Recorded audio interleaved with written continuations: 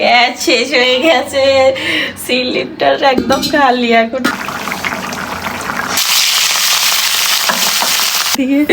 এ তো শেষ। হ্যাঁ, পানি খাওয়া গ্লাস আগে ধরো। হ্যালো বন্ধুরা, তোমরা সবাই কেমন আছো? আশা করি তোমরা সবাই অনেক অনেক ভালো আছো।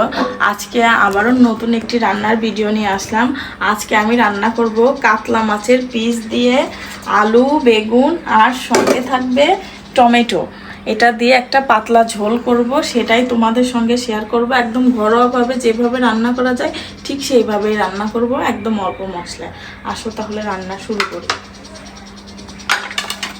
নুন হলুদ মাখিয়ে নেব আগে মাছের গায়ে।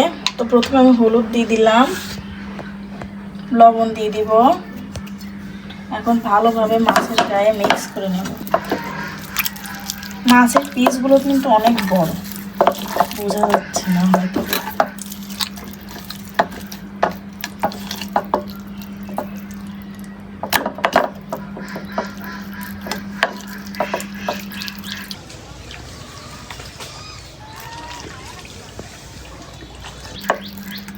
প্রত্যেকটা মাছের গায়ে সঠিকভাবে নুন হলুদ মাখিয়ে নিলাম।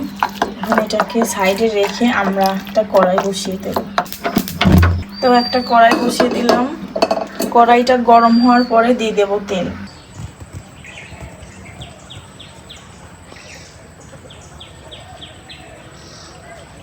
আমার কিন্তু কড়াই গরম হয়ে গেছে। এখন দিয়ে দেব তেল। তেল গরম হওয়ার পরে আমরা আগে পেঁয়াজ আর জিরা একটু ভেজে নেব রান্নার শেষে দেওয়ার জন্য। এটা আমাদের আঞ্চলিক একটা ট্রেডিশনাল জিনিস, যা আমরা হচ্ছে রান্নার শেষে, মাছ রান্নার শেষে ব্যবহার করি। পেঁয়াজ ভাজা আর জিরা ভাজা। তো দিয়ে দিলাম পেঁয়াজ। এটা একদম লালচে করে ভেজে তুলে নেব। এখন কিছু জিরা দিয়ে দিব। এখন এটাকে আমি উঠিয়ে নেব।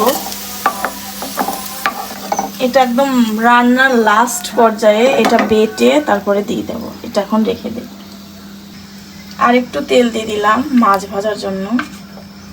তেলটা গরম হয়ে যাওয়ার পরে মাছগুলো ভেজে নেব।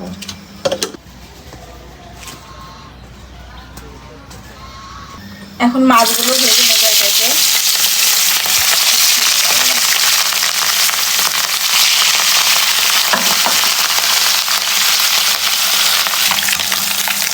মাছগুলো উল্টে দেবো।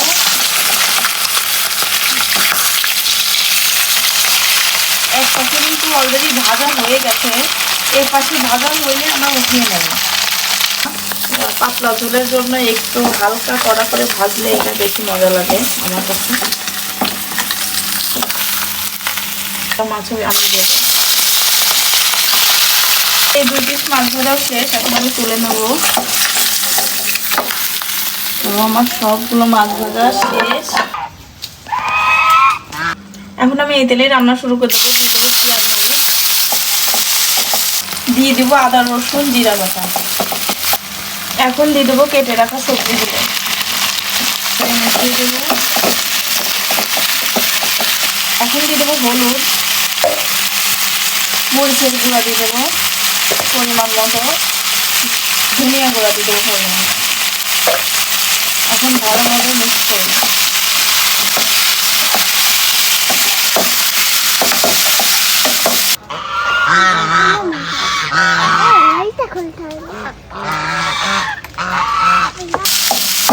আমার কিন্তু মশলার সাথে সবজি একদম মিক্স হয়ে গেছে। এখন আমি এই পর্যায়ে পানি দিয়ে দেবো পানি সামান্য একটু। সবজিটা এখন ঢাকা দিয়ে দেবো। গাইস, রান্না করতে গিয়ে মহা একটা বিপদে পড়লাম, আপনাদের সঙ্গে শেয়ার না করে পারলাম না। গাইস, আমাদের কি করব, এখন গ্যাস দিয়ে আসতে হইবে, তারপরে আবার পরবর্তী রান্না শুরু করতে হইবে। দুঃখের বিষয়, একদম পাতলা হয়ে গেছে। ফাইনালি আমাদের গ্যাস চলে আসছে। এখন আবার লাগিয়ে রান্না শুরু করব।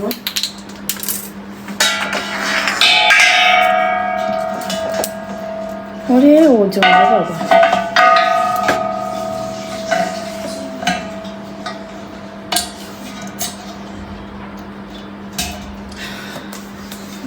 লাগলে আবার শুরু হবে।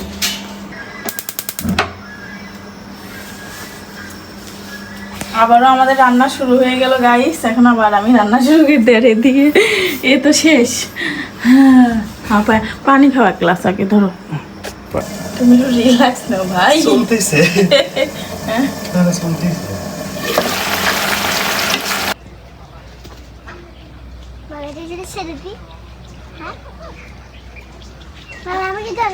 আমাদের কিন্তু সবজিটা একদম কষানো হয়ে গেছে, সিদ্ধ হয়ে গেছে। এখন মাছগুলো দিয়ে দেবো।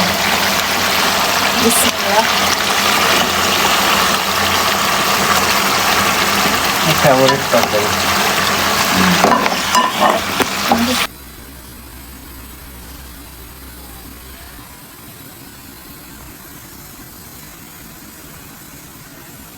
দিয়েও কিন্তু কষানো শেষ। এখন আমি ঝুল দিয়ে দেবো।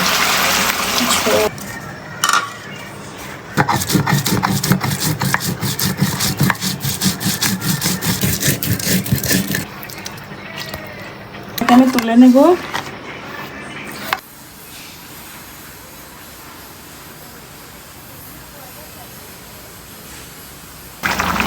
এখন জিরা বাটা আর পেঁয়াজ বাটাটা দিয়ে মিশিয়ে দেব।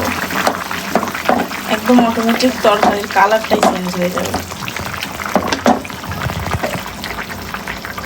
আপনারা কে কে আমাদের মতো এরকম মাছের তরকারির মধ্যে জিরা বাটা পেঁয়াজ বাটা ব্যবহার করেন অবশ্যই কমেন্টে জানাবেন।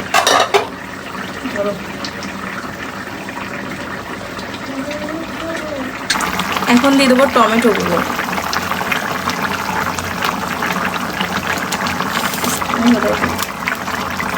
আজকে আমার হাজবেন্ডের স্পেশাল তরকারি আমি রান্না করব। সব শেষে দিয়ে দেবো একটু লবণ।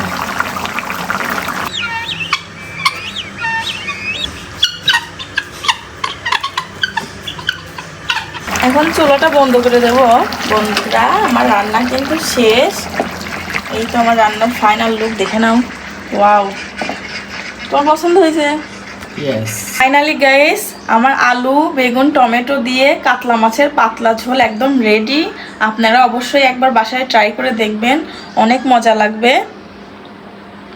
আর আমার চ্যানেলটি কিন্তু লাইক সাবস্ক্রাইব করতে ভুলবেন না গাইস, প্লিজ একটা সাবস্ক্রাইব করে দিন। বাই বাই বন্ধুরা, সবাই ভালো থেকো। নেক্সট ভিডিওতে আবার দেখা হবে।